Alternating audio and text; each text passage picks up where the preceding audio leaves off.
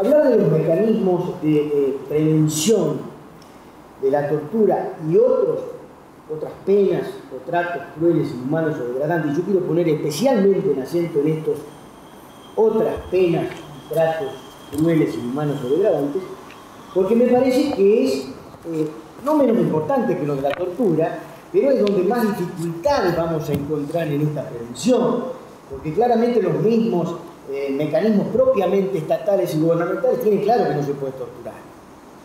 Y tienen claro que hay que prevenir los hechos de tortura y hay que reprimir o sancionar los hechos concretos de tortura, que son hechos concretos, puntuales, actos materiales concretos. En cambio, el otro aspecto de las otras penas, tratos crueles, inhumanos o degradantes, es mucho más impreciso, abarca una situación mucho más general y donde no está tan claro qué es lo que abarca y donde la responsabilidad directa del Estado y los órganos gubernamentales es mucho más claro, porque tiene que ver con las condiciones mismas de privación de la libertad. Y tiene que ver de algún modo con la esencia de lo que es la pena privativa de libertad, que implica siempre una situación que está lindante con tratos inhumanos por las propias condiciones que implican situaciones de personas en situación de encierro en una cierta cantidad. De manera que me parece que el aspecto de la prevención tiene que poner mucho acento en este aspecto o en esta cuestión. Pero para ver cómo funcionan o tienen que funcionar este mecanismo, creo que hay que insertar esta problemática en el marco normativo general, que tiene toda una historia y que se inicia en la órbita claramente internacional, no en las órbitas nacionales, y que va bajando en cascada a través de distintos mecanismos, distintos organismos, donde se van fijando a nivel internacional ciertos criterios o principios que después, aunque no estén expresos en los otros mecanismos que están más abajo en la escala, tienen que respetar esos criterios o esos principios. Especialmente los de independencia e idoneidad técnica de estos organismos, primero de persecución, pero después se tiende más a la prevención, como lo explicó muy bien mi colega. Entonces, esto comienza con unas prohibiciones generales de la tortura y otros tratamientos de esta naturaleza que hemos analizado en las declaraciones internacionales de derechos humanos y pactos internacionales de derechos humanos, y se concretan un poco más con la Convención de Derechos Humanos. Hay una declaración previa referida a la tortura o a la situación habitual a la tortura respecto a personas privadas de libertad, que es una declaración de la Asamblea General de la ONU del año 75, y después se va a concretar un poco invocando ese antecedente de esta declaración en la Convención contra la Tortura del año 84, que entra en vigor en el año 87, que la Argentina es uno de los adherentes, incluso tiene jerarquía constitucional a partir de la reforma de 1994.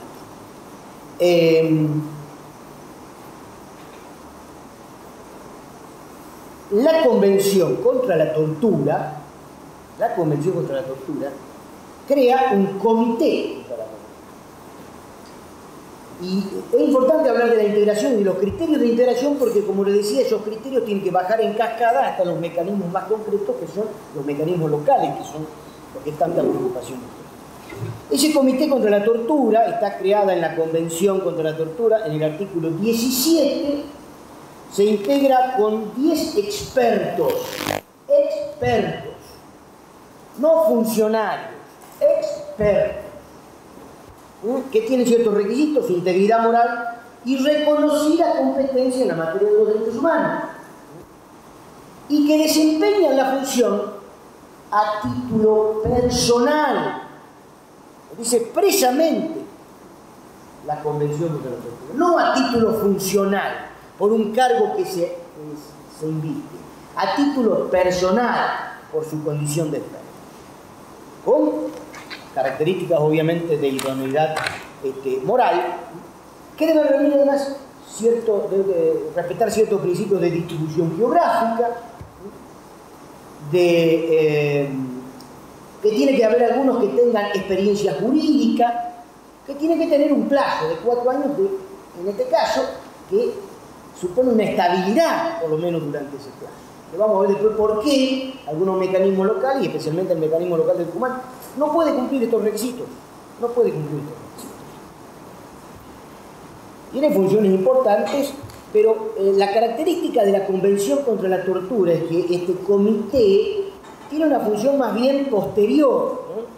Va contra la tortura, que cuando se detecta se investigue, se sancione, se extradite cuando está en otros países, pero no pone el acento en la prevención, aunque sí está previsto dentro de esta misma convención la necesidad de crear mecanismos de prevención.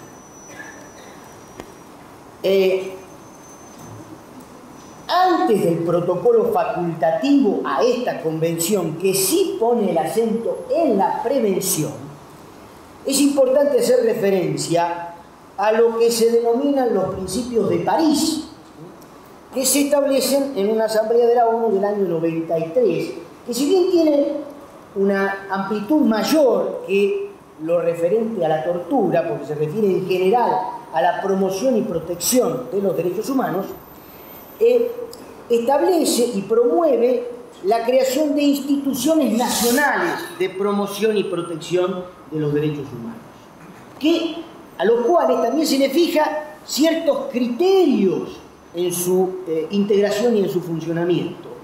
Criterios que son importantes porque el protocolo facultativo que estos mecanismos nacionales y locales tienden a implementar expresamente se refieren a que deben respetarse estos criterios en la integración de los mecanismos. Los criterios de los principios de París de estas instituciones nacionales de promoción y protección de derechos humanos.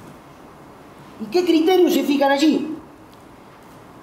Pluralismo de representación, independencia, representación plural de la sociedad civil, participación o colaboración de las organizaciones no gubernamentales de derechos humanos, sindicatos, organizaciones profesionales y en particular de juristas, médicos, periodistas y personalidades científicas, o sea, personalidades calificadas con interés en esta materia y con formación en esta materia.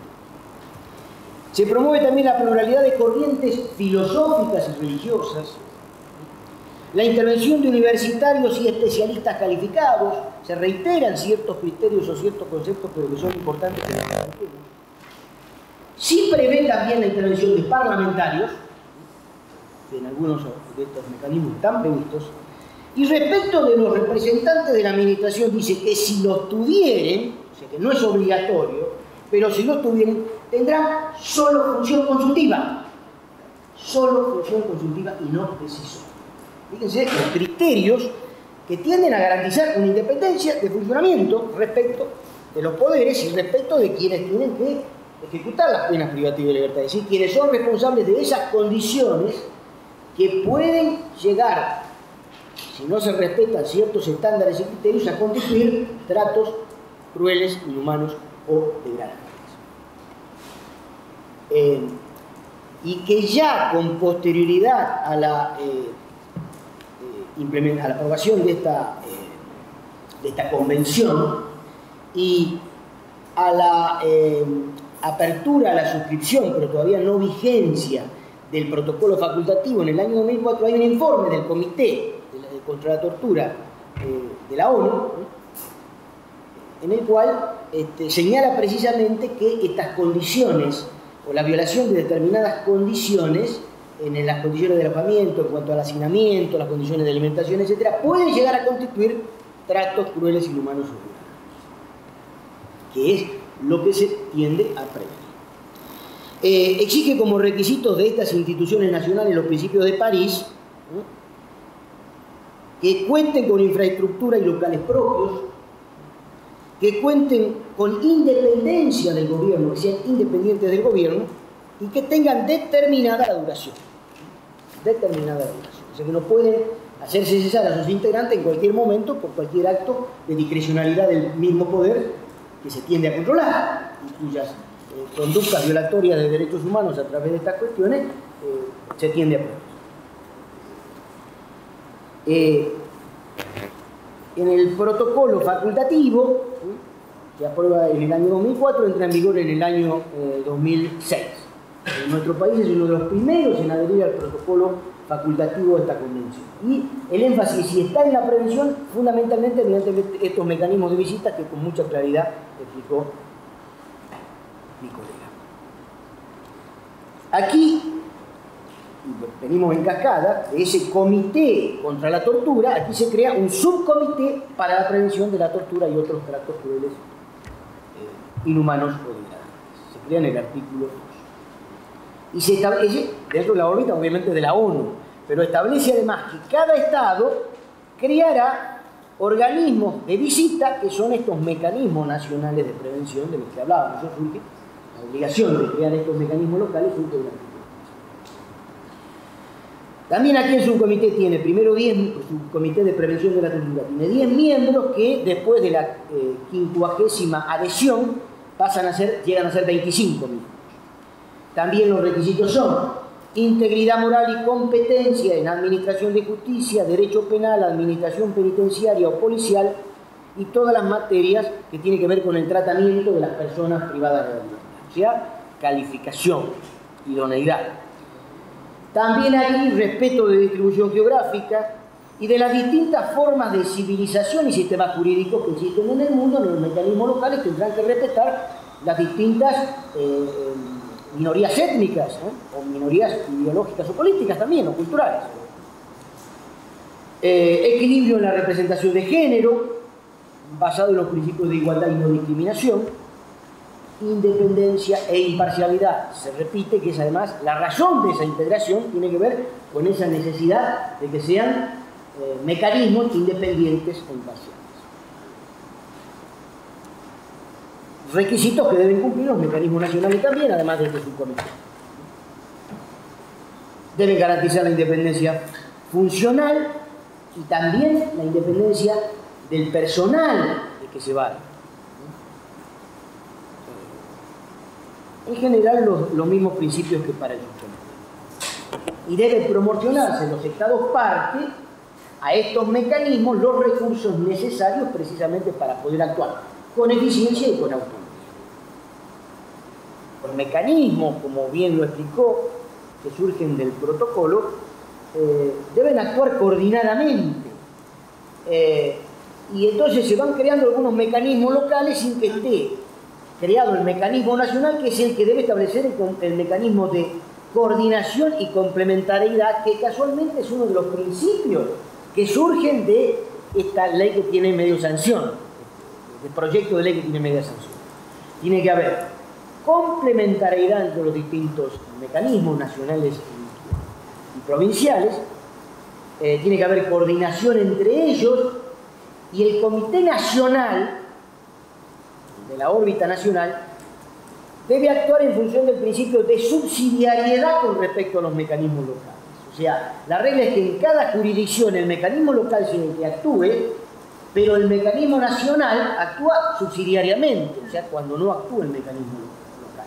Y la complementariedad también se da en qué sentido, en que, como decía la doctora, en aquellos lugares, en aquellas provincias donde hay instituciones federales, o hay presos federales en instituciones locales, pueden los mecanismos locales intervenir a través de estas visitas. Eso se complementa, digamos, o en aquellos lugares donde todavía no se hayan instrumentado los mecanismos locales, actuará el mecanismo nacional.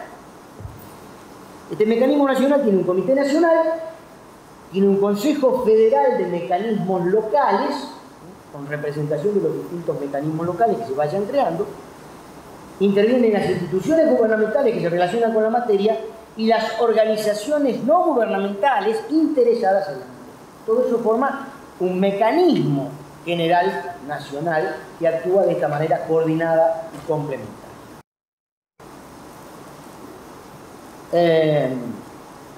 El Comité Nacional, además, ¿por qué es importante? Que no se ha creado todavía, que tiene simplemente media sanción, porque tiene que elaborar estándares o criterios generales, ¿no?, para esta prevención, que tiene que aplicar todo el mecanismo nacional.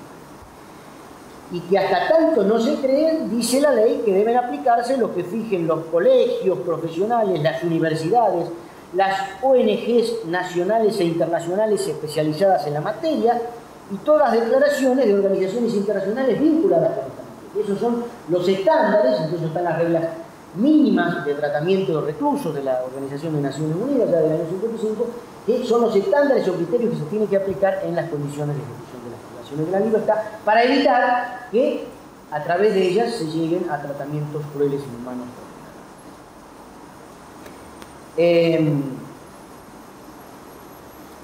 El Comité Nacional tiene 9 miembros, este que todavía no existe, este que está proyectado, 9 miembros.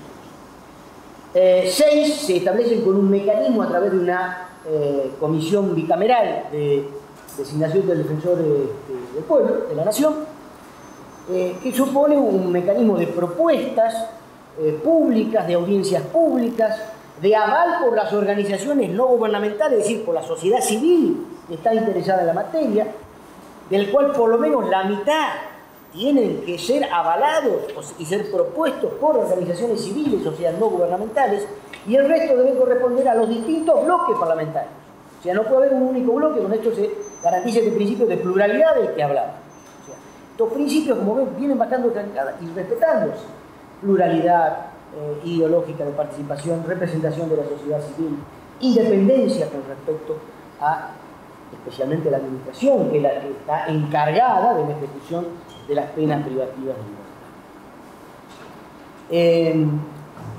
Se establece además la incompatibilidad con cualquier otra función remunerada y la incompatibilidad con cualquier otra actividad que pueda significar pérdida de independencia funcional. ¿Sí? Se tiende siempre a garantizar esta independencia. Se exige también equilibrio en la representación de género, multidisciplinariedad, lo que tiende precisamente a que sean personas calificadas en la materia desde distintas perspectivas disciplinarias, jurídicas, sociológicas, médicas, psicológicas. Tienen que estar representada, garantizada esa multidisciplinariedad.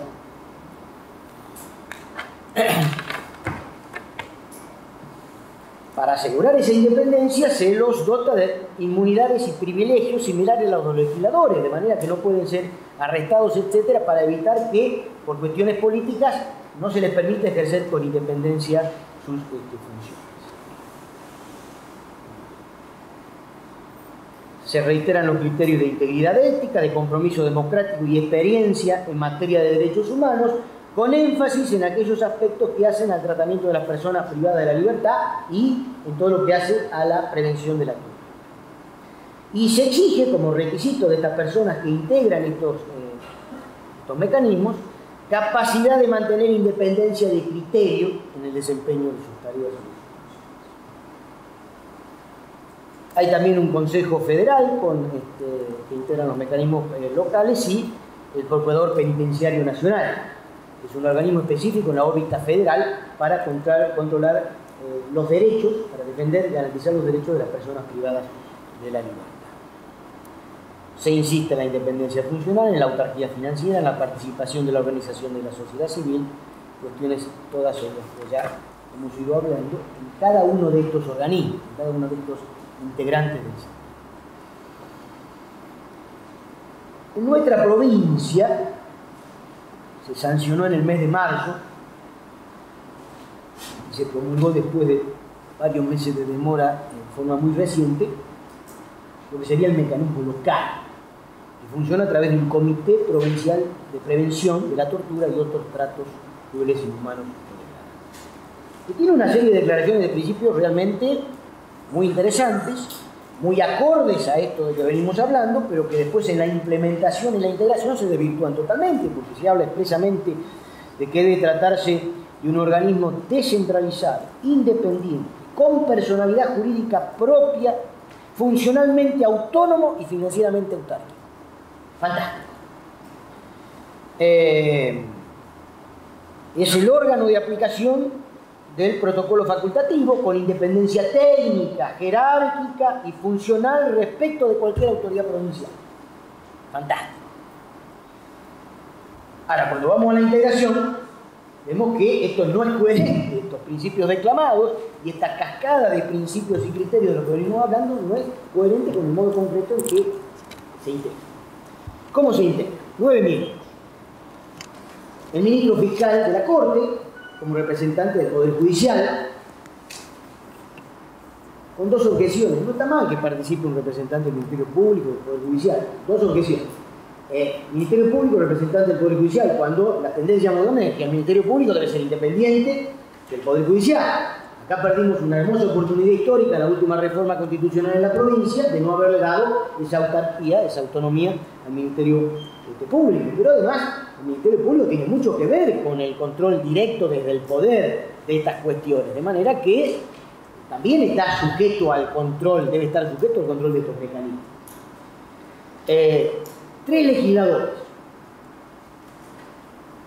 1 integrante de la Comisión de Derechos Humanos, 1 integrante de la Comisión de Seguridad y Justicia, 1 integrante de la Comisión de Asuntos Constitucionales. El secretario de Derechos Humanos, que además preside el órgano y desempata en caso de empate. Tiene doble voto en caso de empate.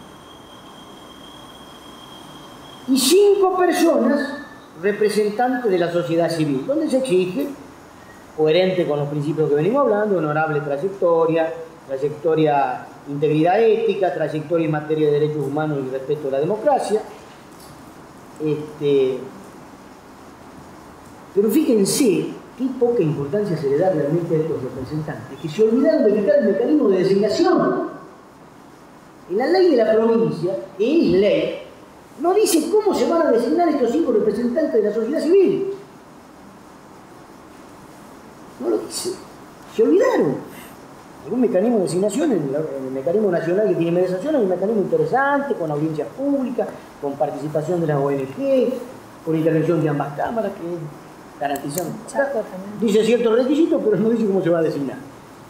Y dice otra cosa, de modo de ver grave. Las incompatibilidades la va a fijar la propia comisión. No es que se la fija objetivamente, con ciertos criterios, para respetar estos criterios desde afuera en forma previa, a través de la ley, de la fuente normativa de segunda máxima jerarquía, la primera de la Constitución. Uno tiende a decir de máxima jerarquía la ley. Ha dejado de ser la ley. Siempre lo ha sido, pero tenemos mucho más claro ahora que ha dejado de ser la ley. Pero no se establecen las incompatibilidades por la ley. La va a establecer la misma comisión, después que se constituya. ¿Con qué garantía de que no van a tomar en cuenta sus propias... A ver, nosotros tenemos que pensar, también que hay que pensar que no tenemos por qué pensar de inmediato que van a actuar de mala fe. Pero hay que establecer mecanismos objetivos que garanticen evitar cualquier desvío, y el poder naturalmente tiende a desviarse y a no ser controlado. Entonces los mecanismos de control tienen que asegurarse mediante mecanismos externos, legales, objetivos. No puede estar supeditado a la propia decisión de quienes lo integran. Como los propios integrantes van a decir, a ver, ¿cuáles son mis incompatibilidades? Ya estoy en tal lado, entonces no voy a poner esto porque yo estoy en tal lado. Es una cosa que va contra la lógica, contra el sentido común de estos mecanismos. Pero además hay otros aspectos que comprometen la necesaria independencia de la que se habla en este modo de integración.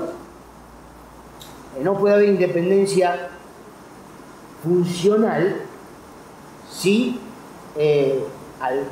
algunos de los integrantes están allí no a título personal, como se decía ya en la convención, sino por su función.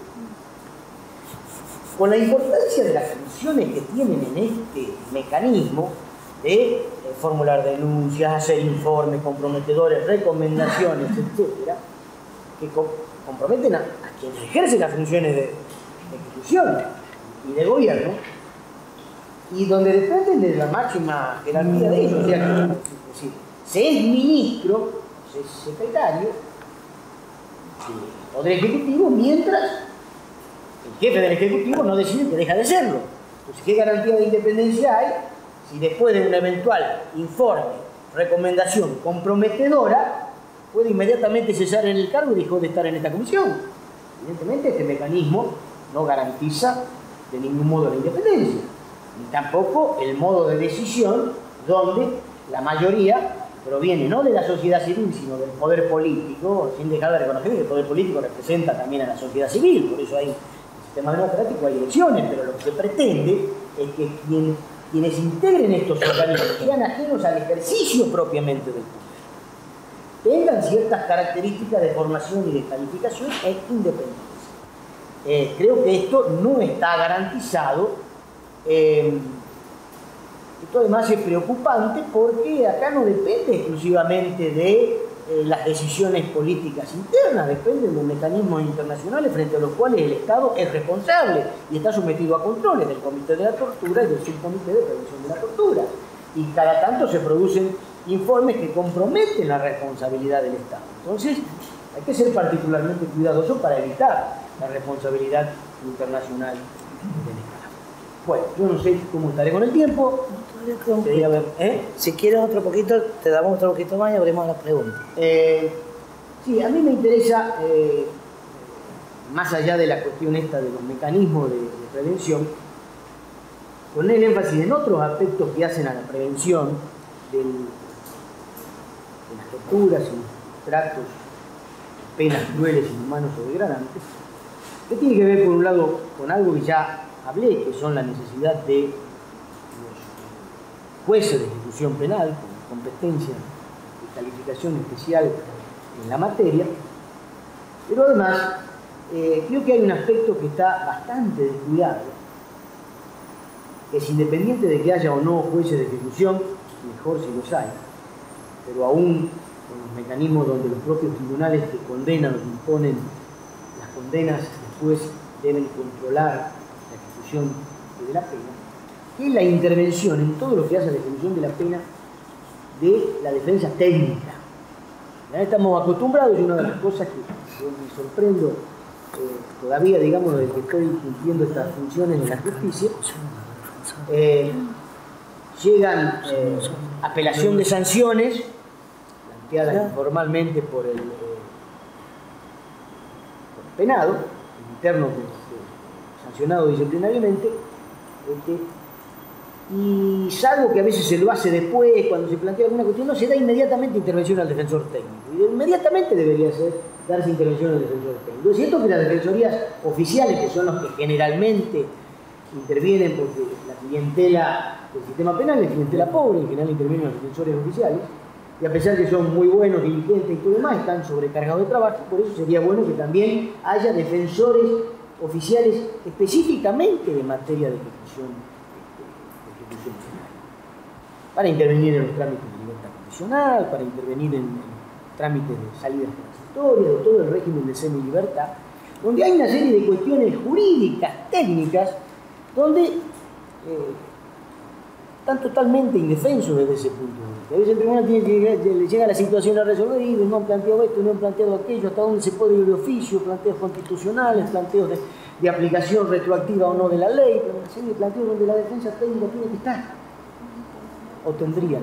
Y eso también contribuiría a la prevención de estas situaciones que se quieren evitar y a las que estamos obligados por estos compromisos internacionales que nuestro país ha asumido y al que están obligados tanto el Estado federal como los estados provinciales. Bueno, muchas gracias.